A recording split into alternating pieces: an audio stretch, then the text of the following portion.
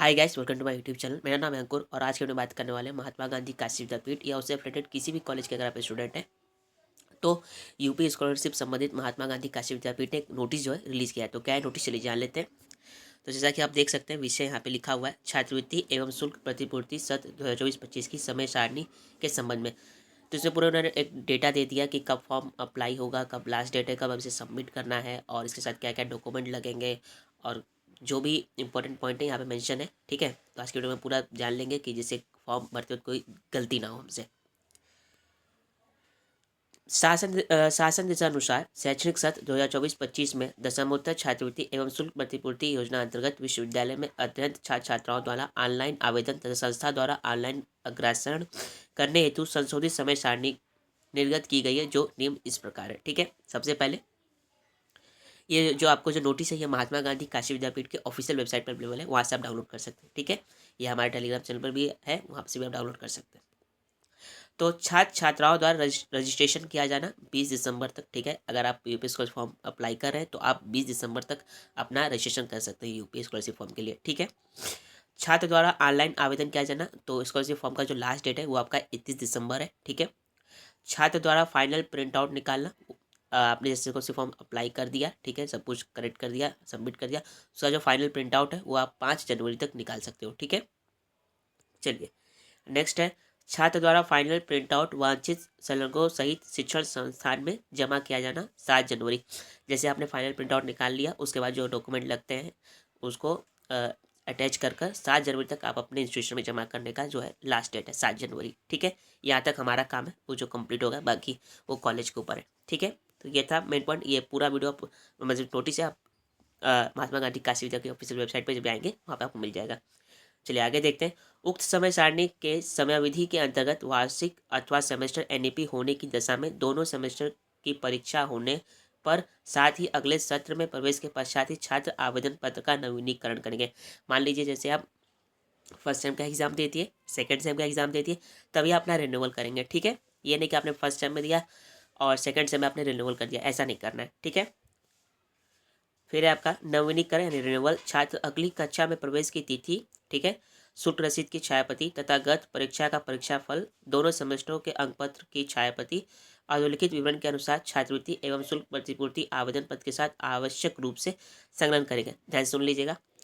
जैसे आपने first sem second same का एग्जाम दे दिया, ठीक है, जैसे आप थर्ड सेम यानी सेकंड ईयर में जब जाएंगे तो आपको अपना एडमिशन जो जिस दिन अपना जब भी आपका एडमिशन होगा उसका डेट, ठीक है, फीस रिसिप्ट और जो आपके दोनों सेमेस्टर का जो रिजल्ट है, ठीक है, उन दोनों का जीरोक्स, ये सब आपको संलग्न करना है, अटैच करना है, वहाँ उसको सिर्फ फॉर्म भरते वक्त जमा करना होगा। ठीक है, अब आते हैं मेन पॉइंट पे। सेमेस्टर परीक्षा प्रणाली होने की तरह, अगर आपका सेमेस्टर तो सभी का सेमेस्टर ही चल रहा है, ठीक है, द्वितीय वर्ष में छात्रवृत्ति आवेदन करने हेतु अगर आप द्वितीय वर्ष यानी थर्ड सेमेस्टर में, ध्यान सुनिएगा, तो आपको अपना फर्स्ट सेम और सेकेंड सेम दोनों का रिजल्ट और सेकेंड सेम में जब आपने, अरे माफ करेगा, सेकेंड ईयर में जब आपने एडमिशन लिया होगा तो फीस रिसिप्ट मिली होगी, तो उसका आपको फीस रिसिप्ट ये आपको जमा करना होगा, इसकी जीरोक्स कॉपी। ठीक है, फिर से बता दूं, अगर आपने सेकेंड ईयर में एडमिशन यानी थर्ड सेम है तो आपको अपना फर्स्ट सेम और सेकेंड सेम दोनों का मार्कशीट, ठीक है, और सेकेंड ईयर में जब आपने एडमिशन लिया होगा तो उसका फीस रिसिप्ट जो आपने फीस जमा किया उसका फीस रिसिप्ट आपको, उसका जीरोक्स आपको जमा करना है।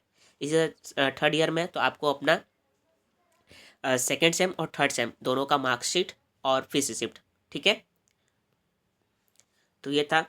अगर आप वार्षिक यानी एनुअल वाले में है तो आपको परीक्षा प्रणाली होने की दशा में आपको जो पिछला जो ईयर्स है उसका आपको परीक्षा फल की छायाप्रति एवं के साथ प्रवेशित कक्षा की शुल्क रसीद की छायाप्रति यानी जो आपका जो मार्कशीट होगा, जिस थर्ड ईयर में तो सेकेंड ईयर का रिजल्ट और फीस रिसिप्ट।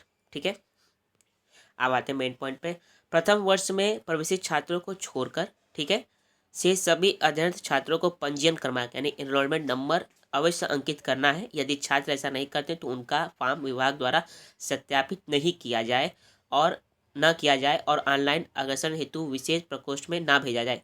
ध्यान सुनेगा, फर्स्ट ईयर वालों को छोड़कर, ठीक है, जो अभी न्यू एडमिशन लिए उनको छोड़कर बाकी जो भी स्टूडेंट है जो अपना फॉर्म अप्लाई करेंगे उनमें आपको ध्यान से अपना इनरोलमेंट नंबर मेंशन जरूर कर देना है। ठीक है, अगर अपना इनरोलमेंट नंबर मेंशन नहीं करेंगे तो फॉर्म जो फॉरवर्ड आगे नहीं जाएगा। ठीक है, ये इनरोलमेंट नंबर क्या होता है, तो इनरोलमेंट नंबर आप अगर अपना एडमिट कार्ड आपके पास होगा तो वहाँ पे आपको KA2 के कुछ ऐसा लिखा होगा, वही आपका इनरोलमेंट नंबर है जो आप स्कॉलरशिप फॉर्म भरते वक्त अप्लाई कर दीजिएगा। ठीक है। तो कोई ऐसा गड़बड़ मत करें जिससे आपको दिक्कत हो, तो ध्यान से देख लीजिएगा एक बार। फिर है आपका सेकंड पॉइंट कि शिक्षण संस्थानों में संचालित प्रोफेशनल पाठ्यक्रम जिनमें योग्यता स्नातक के अंतर्गत पाठ्यक्रम में अनुसूचित जाति के न्यूनतम वो 50% जिनका होना चाहिए वो हमारे लिए तो सब जो मेन पॉइंट है मैं आपको बता दूं। ठीक है, 7 पॉइंट पे आते हैं। वार्षिक प्रणाली में अध्ययन छात्र गत वर्ष का पूर्णांक प्राप्त अंक बनेंगे। अगर आपका वार्षिक यानी एनुअल वाला है, ठीक है, जो साल में एक बार जिसका पेपर होता है, वो अपना जितना भी नंबर पाए जितने में से वो सब मेंशन कर देंगे, ठीक है। लेकिन हमारा जो चल रहा है वो एनईपी चल रहा है, तो उनके लिए एनईपी सेमेस्टर के सीजीपीए प्रणाली में तृतीय सेमेस्टर, ठीक है, द्वितीय वर्ष अध्ययन छात्र द्वितीय सेमेस्टर का सीजीपीए भरेंगे तथा पाँचवें सेमेस्टर तृतीय वर्ष अध्ययन छात्र चतुर्थ सेमेस्टर का सीजीपीए भरेंगे। साथ ही प्रतिशत निकालने के लिए सीजीपीए में 9.5 का गुणा करेंगे, ठीक है। मान लीजिए अगर आप सेकेंड ईयर में हैं, ठीक है, तो अपने फर्स्ट ईयर का सीजीपीए मेंशन करेंगे, ठीक है। अगर आप थर्ड ईयर में, तो आप अपने सेकेंड ईयर का जो आपका जो सीजीपीए वो मेंशन करेंगे। सीजीपीए निकालने का जो फॉर्मूला है वो जितना भी आपका आया है उससे आप 9.5 का मल्टीप्लाई कर देंगे तो आपका परसेंट आ जाएगा, कितना परसेंट आप पाएँ, ठीक है। सेकेंड ईयर में कितना पाएँ, फर्स्ट ईयर में कितना पाएँ। फिर नेक्स्ट पॉइंट है बीएससी एग्रीकल्चर वालों के लिए खास है। ग्रेडिंग सेमेस्टर के सीजीपीए प्रणाली में तृतीय सेमेस्टर द्वितीय वर्ष अध्ययन छात्र तृतीय सेमेस्टर का सीजीपीए भरेंगे तथा पाँचवें सेमेस्टर तृतीय वर्ष अध्ययन छात्र चतुर्थ सेमेस्टर का सीजीपीए भरेंगे। साथ ही परसेंट निकालने के लिए सीजीपीए में 10 का गुणा वही है, लेकिन एजी वालों का जो सीजीपीए 9.5 से गुणा करते हैं वो सीजीपीए 10 से मल्टीप्लाई करेंगे। ये सिर्फ एजी वालों का एग्रीकल्चर वालों के लिए, ठीक है। ठीक है, तो मैं मैं बता दे रहा हूँ। फिर एक पॉइंट ये है 12 वाला कि यदि किसी भी छात्र द्वारा 7 जनवरी 2025 तक छात्रवृत्ति आवेदन पत्र जमा नहीं किया जाएगा तो छात्र द्वारा हार्ड कॉपी जमा नहीं की जाएगी। आपत्ति लिखा ऑनलाइन रिजेक्ट कर दिया जाएगा। अगर आप 7 जनवरी तक अपना हार्ड कॉपी इंस्टीट्यूशन में जमा नहीं करते तो उसके बाद आपका जो हार्ड कॉपी वो नहीं लिया जाएगा, तो उसे रिजेक्ट कर दिया जाएगा, ठीक है। फिर आपका छात्रवृत्ति एवं शुल्क प्रतिपूर्ति आवेदन करने वाले सभी छात्रों को अपना बैंक खाता आधार कार्ड से लिंक तथा एनपीसीआई में सीडिंग के साथ संचालित रखें। न्यूनतम बैलेंस बनाए रखें एवं खाते में धनराशि आने की अधिकतम लिमिट न लगी हो तथा 3 माह में बैंक खाते में ट्रांजैक्शन अवश्य करें। यदि वे ऐसा नहीं करते हैं तो आपकी छात्रवृत्ति नहीं मिल सकेगी। एक सेकेंड। फर्स्ट पॉइंट ये है कि आपका जो बैंक अकाउंट है, ठीक है, वो आधार कार्ड से लिंक होना चाहिए, ठीक है। सेकेंड ये है कि आपका जो अकाउंट है उसमें एक मिनिमम जो बैलेंस होना चाहिए वो हो, ठीक है। और आप 3 माह यानी 3 मंथ के अंदर में आपका ट्रांजेक्शन होना चाहिए उस बैंक में, ठीक है, जो भी आप करें। अगर ऐसा नहीं होता है तो फिर दिक्कत होगा आपको, ठीक है। और फिर है आपका कि आपने कोई लिमिट तय ना कर रखा हो कि इससे ज़्यादा बैलेंस नहीं आना चाहिए तो भी दिक्कत होगा, तो यहाँ पे वही मेंशन है। मुझे नहीं लगता कि ये सब कोई किसी ने किया होगा, अगर फिर भी क्या होता है वो देख लीजिएगा। चलिए नेक्स्ट पॉइंट पे आते हैं। नेक्स्ट पॉइंट है समझ छात्र छात्राएं जिन्होंने अभी तक बैंक खाते में आधार सीडिंग नहीं कराए, ठीक है, जिन्होंने नहीं कराया तत्काल अपने संचालित बैंक खाते में आधार सीडिंग करा ले। ऐसा ना करने वाले छात्रों को छात्रवृत्ति शुल्क प्रतिपूर्ति का लाभ शासन द्वारा अनुमय नहीं किया जाएगा और इसके लिए छात्र स्वयं जिम्मेदार होंगे। अगर आपने अपना बैंक खाते से आधार सीडिंग नहीं कराया तो करा लीजिएगा, ठीक है, जल्द से जल्द, नहीं तो इसके जिम्मेदार आप खुद होंगे। तो आप बैंक चले जाइए या साइबर वाले से भी कहेंगे तो वो भी कर देंगे, ठीक है। फिर आपका नेक्स्ट पॉइंट है छात्रों से अपेक्षा की जाती है कि छात्रवृत्ति और शुल्क प्रतिपूर्ति का फॉर्म भरने तथा फॉर्म जमा करने में अंतिम तिथि का इंतजार ना करें। ये बात बिल्कुल सही है कि आप लास्ट डेट का इंतजार मत करिए कि अब डेट बढ़ेगा तब कर देंगे। साइबर ऐसे स्लो डाउन हो जाता है नेटवर्क उनका, तो फॉर्म भरा नहीं पाता है। अब इतनी भीड़ लग जाती है जमा करते वक्त कि पूछिए मत, तो इसीलिए जितना जल्द से जल्द हो सके आप जमा कर दीजिएगा। फिर है आपका छात्र अपना छात्रवृत्ति और शुल्क प्रतिपूर्ति का फॉर्म जमा करने के पश्चात अपने स्टेटस अवश्य जांच करते रहें और संस्था द्वारा अग्रसरित ना होने की दशा में अपना फॉर्म पुनः प्रिंट निकालकर विभाग से सत्यापित कराकर विशेष प्रकोष्ठ में जमा करिए। ये इंपॉर्टेंट पॉइंट है। अब मैं आपको थोड़ा सा बता दूं, जैसे आपने फॉर्म भरकर सब कुछ जमा कर दिया तो उनसे अपना पासवर्ड पूछ लीजिए कि साइबर वाले से फॉर्म भराएंगे तो उनसे अपना पासवर्ड पूछ लीजिए कि मेरा पासवर्ड क्या है, ठीक है। फॉर्म भरने के बाद मतलब 1 महीने बाद 1.5 महीने आप स्टेटस देखते रहिए क्या मेरा स्टेटस है मेरे फॉर्म का। कोई गड़बड़ी होगा तो वहाँ से आ जाता है कि ये समस्या है, तो उसका प्रिंट आउट करा कर आप चले जाइएगा विभाग में और उनको बताइएगा कि ये प्रॉब्लम आ रही है तो वो आपका ठीक कर देंगे। आपने फॉर्म भर दिया, रिलैक्स हो गए तो फिर दिक्कत होगा। आप स्टेटस पर बार देखते रहिएगा कि क्या कोई गड़बड़ी तो नहीं है। अगर ऐसा होता है तो ठीक कर देंगे, तो फिर कोई गड़बड़ी नहीं होगी आपकी। तो यही इनको बता रहे कि आप फॉर्म भरने के बाद स्टेटस एक बार चेक करते रहें।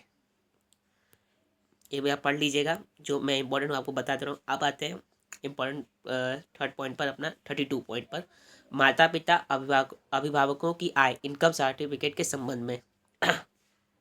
फर्स्ट है आपका, अभ्यर्थी के पिता अथवा माता अथवा या पति या संरक्षक जैसा भी लागू हो कि समस्त स्रोतों से प्राप्त वार्षिक आय अनपिछड़ा वर्ग ओबीसी, अल्पसंख्यक संवर्ग, माइनॉरिटी और सम्मानवर्ग जनरल हेतु 2 लाख वार्षिक से अधिक का ना हो। ठीक है, अगर आप ओबीसी से चाहे जनरल से चाहे माइनॉरिटी से किसी भी कास्ट से हैं तो आपका जो इनकम है वो 2 लाख से अधिक नहीं होना चाहिए।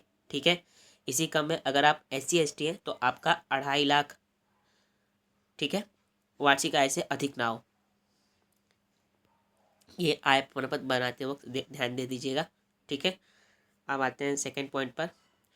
सोच है कि छात्रवृत्ति शुल्क प्रतिपूर्ति आवेदन करने वाले छात्र छात्र द्वारा वांछित संलग्न के रूप में जो आय प्रमाण पत्र पर संलग्न किया जाए वो उनके पिता अथवा माता, पति या संरक्षक के नाम का होगा, न कि आवेदन करने वाले छात्र छात्रा के नाम का होगा। जो आप इनकम सर्टिफिकेट बनाएंगे वो आपका नहीं, आपके माता पिता के नाम पर होगा। ठीक है, फिर है, यदि आय प्रमाण पत्र इनकम सर्टिफिकेट छात्र छात्रा के नाम का होगा तो ऐसे आवेदन पत्रों को जिला समाज कल्याण विभाग वाराणसी द्वारा निरस्त कर दिया जाएगा और इस हेतु संबंधित छात्र छात्रा स्वयं जिम्मेदार होंगे। माफ करिएगा, अगर ये आपका इनकम सर्टिफिकेट आपके नाम का होगा तो ये रिजेक्ट कर दिया जाएगा। ठीक है, सिंपल सी बात है। जो लास्ट पॉइंट है वो है आपका, छात्रवृत्ति आवेदन करने वाले प्रत्येक छात्र छात्रा आवेदन पत्र के पिछले भाग पर अपना मोबाइल नंबर अवश्य अंकित करें, जिससे आवेदन पत्र के साथ वांछित संलग्नकों की कमी होने पर उनसे तत्काल संपर्क किया जा सके। छात्रवृत्ति फॉर्म अप्लाई करने में जब आप सबमिट करने जाएंगे तो उसके लास्ट पेज पर अपना जो चालू मोबाइल नंबर होगा, ठीक है, करंट मोबाइल नंबर होगा, उसे मेंशन कर दीजिएगा। जिससे कोई कमी होगी डॉक्यूमेंट में तो आपको फ़ोन करके बता दिया जाएगा। तो उनका कहना ये है। तो ये था पूरा यूपी स्कॉलरशिप संबंधी एक नोटिस जो कि महात्मा गांधी काशी विद्यापीठ में रिलीज़ कर दिया है। तो काफ़ी अच्छा किया, जिससे जो भी डाउट होगा वो डाउट आपका क्लियर हो जाएगा। ठीक है, इस बार जो फॉर्म है आप साइबर से भरा लीजिएगा। ठीक है, खुद से भरेंगे कुछ गड़बड़ी होगी तो क्या फ़ायदा। ठीक है, वीडियो पसंद है, वीडियो को लाइक जरूर कर दीजिएगा, अपने दोस्तों को जरूर शेयर कर दीजिएगा और चैनल पर पहले विजिट करें, चैनल को सब्सक्राइब जरूर कर दीजिएगा। फिर मिलते हैं अगली वीडियो में।